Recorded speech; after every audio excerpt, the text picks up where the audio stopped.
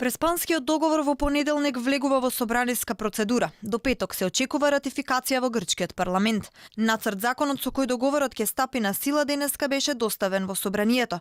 Според дипломатски извори, председателот на парламентот Никос Вуцис сутре ќе објави дека во понеделник околу 17 часот по локално време нацрт законот ќе се разгледува на Комисијата за национална одбрана и надворешни работи. Ако се помине во најдобар ред, договорот ќе влезе и на пленарна седница.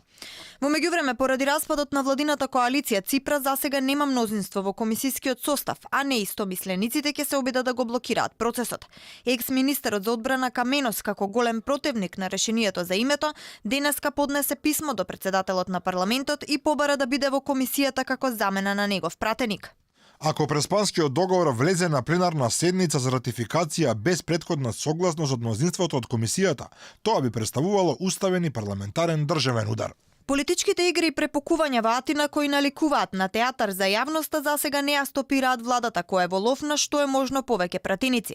Јасно е дека со апсолутно мнозинство договорот ќе има силна моќ во внатрешноста на земјата и во меѓународните организации.